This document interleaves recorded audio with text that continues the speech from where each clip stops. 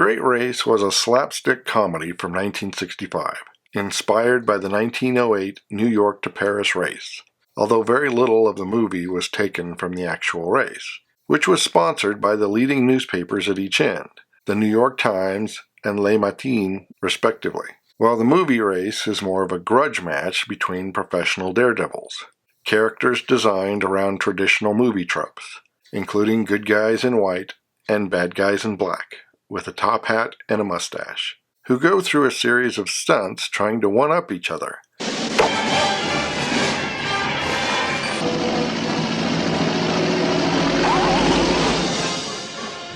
Leading to the race.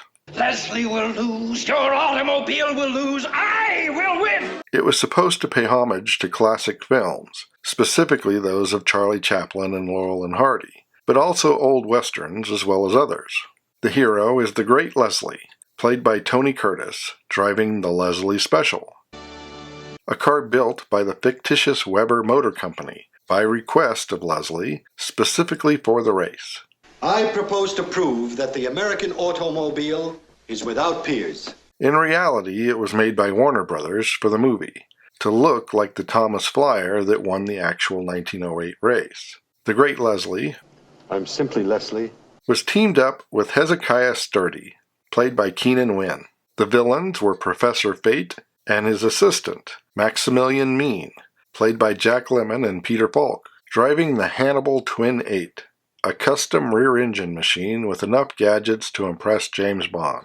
The love interest was Maggie DuBois, a suffragist who forces her way into a journalist position to cover the race. And I shall remain handcuffed to this door until I become the first female reporter of the New York Sentinel. And after failing to get another team to let her join them, enters a Stanley steamer on her own. Maggie was played by Natalie Wood, who was dealing with depression at the time and didn't want to do the film, but some say she was at her best.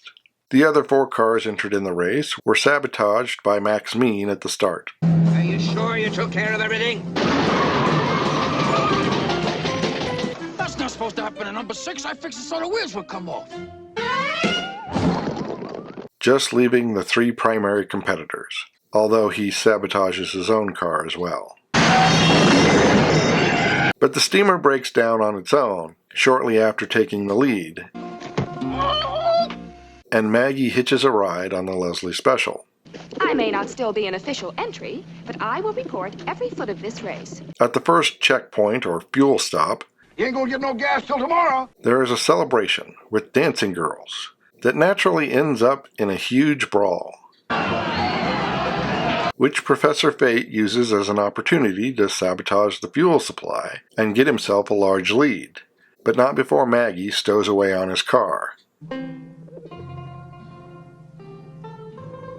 And he cast you adrift. Giving Maggie the opportunity to bribe, But if you were to send for gasoline now, it would be in Grommet when you arrived. I will take you no further than Grommet.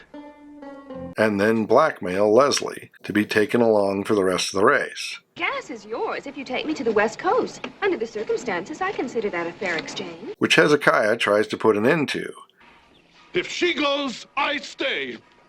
But Maggie detains him long enough to take him out of the race. Then, an Alaska blizzard happens to bring the 2 teams together in an effort to take shelter from both the weather and a polar bear. Close the door and hurry it. Bring it up. Up! Only to wake up the next morning as part of an ice floe Rise and shine. that slowly drifts across the Bering Strait. We're underwater! Here she goes! Upon reaching the other side, they find Hezekiah waiting for them. As Professor Fate sees Maggie as Leslie's Achilles heel, You gave me your word. You gave me no choice! You lied. I told you I would finish the race! and that she's about to be left behind, But you can't leave me here! he kidnaps her What are you doing? to use as a tool to distract the great Leslie, What did I tell you, Max? She's gonna win the race for us! the effectiveness of which is unclear, as things move to a prisoner of Zenda subplot. as it turns out that Professor Fate is the spitting image of the crown prince of the made-up country of Carpania. Professor Fate, and who might you be?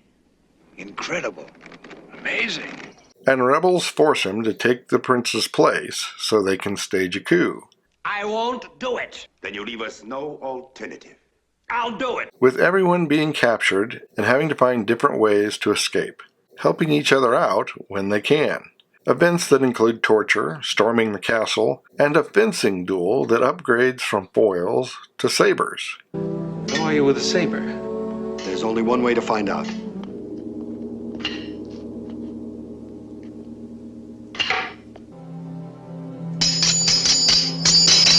All in an attempt to rescue the prince and stop the false coronation, with the fleeing Professor Fate taking refuge in a bakery, leading to one of the biggest pie fights in movie history. Mr. Blah.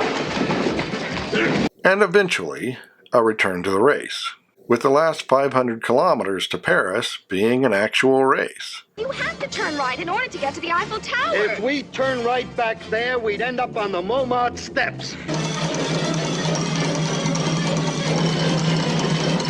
With Leslie throwing it at the last moment to prove his confession of love to Maggie, which Professor Fate finds insulting. I didn't beat him! He let me win! I won't win anyway but my way! And therefore challenges him to a race back to New York.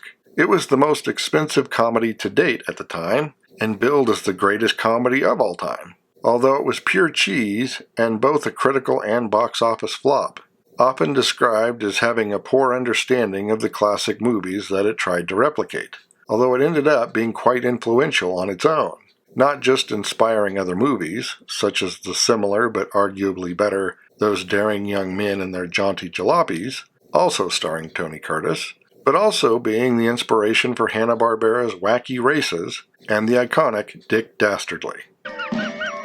And long before the age of memes, Professor Fate's Press the Button Max would often be repeated.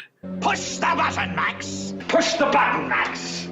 Push the button, Max. Push the button, Max! Push the button, Max! And in concept, be replicated elsewhere.